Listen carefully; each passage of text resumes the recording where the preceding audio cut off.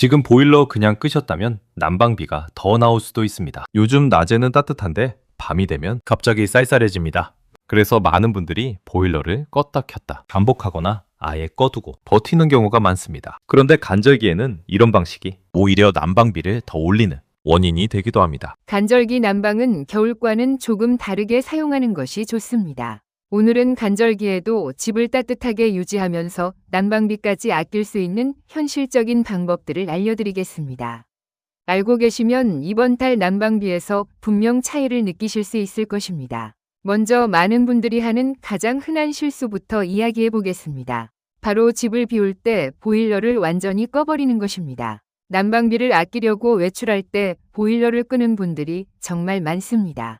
하지만 간절기에는 이 방법이 오히려 비효율적인 경우가 많습니다. 집안 온도가 너무 많이 떨어지면 다시 난방을 시작할 때 보일러가 강하게 오랫동안 돌아가야 하기 때문입니다.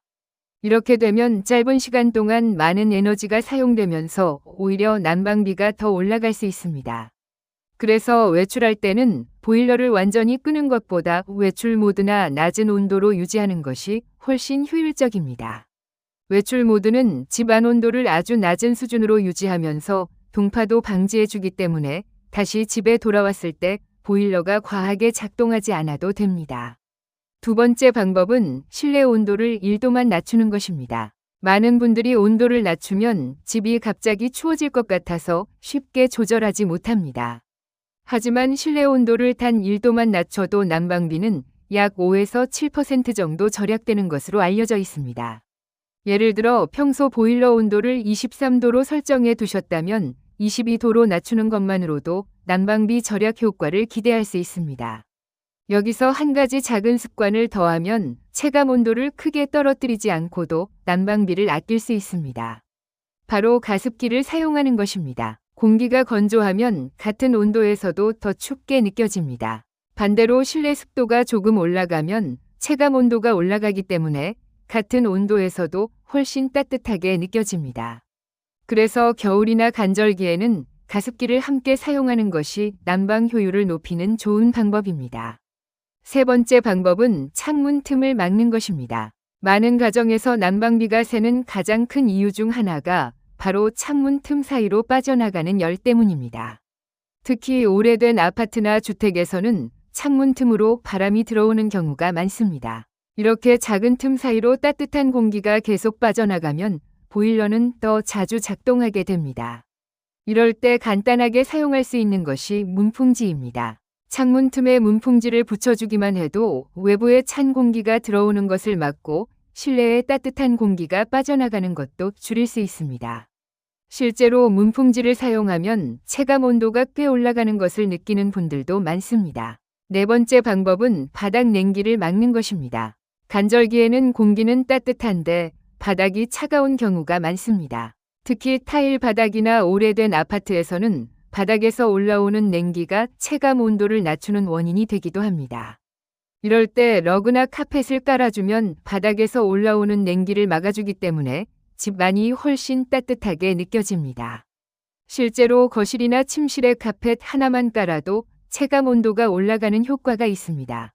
다섯 번째 방법은 햇빛을 잘 활용하는 것입니다. 낮에 햇빛이 잘 들어오는 집이라면 낮 동안 커튼을 열어두는 것만으로도 자연스럽게 집안 온도를 올릴 수 있습니다. 햇빛은 생각보다 강한 난방 효과를 가지고 있습니다. 낮 동안 햇빛이 들어오게 해두면 실내 온도가 자연스럽게 올라가서 저녁에 보일러를 덜 사용하게 됩니다. 그리고 해가 지기 시작하면 다시 커튼을 닫아주는 것이 좋습니다. 커튼은 창문을 통해 빠져나가는 열을 막아주는 역할을 하기 때문에 밤에는 커튼을 닫아두는 것이 난방비 절약에 도움이 됩니다. 여섯 번째 방법은 집안 공기 순환을 만들어주는 것입니다. 따뜻한 공기는 위로 올라가고 차가운 공기는 아래에 머무르는 성질이 있습니다. 그래서 보일러를 켜도 천장 쪽만 따뜻하고 바닥은 여전히 차갑게 느껴지는 경우가 있습니다. 이럴 때는 선풍기나 공기순환기를 약하게 틀어 공기를 순환시키면 실내 온도가 훨씬 균일해집니다. 이렇게 하면 같은 온도에서도 집이 더 따뜻하게 느껴질 수 있습니다. 일곱 번째 방법은 보일러를 자주 껐다 켰다 하지 않는 것입니다. 간절기에는 낮에 따뜻하다 보니 보일러를 껐다가 밤에 다시 켜는 경우가 많습니다. 하지만 이렇게 반복하면 보일러가 처음부터 강하게 작동하게 되면서 에너지 사용이 더 많아질 수 있습니다. 그래서 낮에는 온도를 조금 낮춰 유지하고 밤에 살짝 올리는 방식이 훨씬 효율적입니다. 8번째로 중요한 것은 짧은 환기입니다. 많은 분들이 추울까봐 환기를 거의 하지 않는 경우도 있습니다.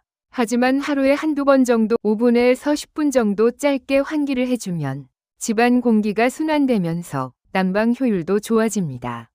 오래 창문을 열어두는 것은 좋지 않지만 짧은 환기는 오히려 실내 환경을 더 쾌적하게 만들어줍니다. 오늘 알려드린 방법들은 특별한 장비가 필요하지 않은 간단한 생활 습관들입니다. 하지만 이런 작은 습관들이 모이면 난방비에서 꽤 큰 차이가 나기도 합니다. 특히 요즘처럼 물가와 공과금 부담이 커진 시기에는 이런 생활 속 절약 방법들이 큰 도움이 됩니다. 오늘 알려드린 방법 중에서 아직 하지 않고 계신 것이 있다면 한 가지만이라도 오늘부터 바로 실천해 보시기 바랍니다. 집안이 더 따뜻해지고 난방비도 줄어드는 것을 느끼실 수 있을 것입니다. 앞으로도 집에서 바로 실천할 수 있는 생활 팁과 절약 방법들을 계속 소개해 드리겠습니다. 도움이 되셨다면 구독과 좋아요 한 번씩 부탁드립니다. 다음 영상에서는 전기요금을 줄이는 생활 습관에 대해서도 알려드리겠습니다. 감사합니다.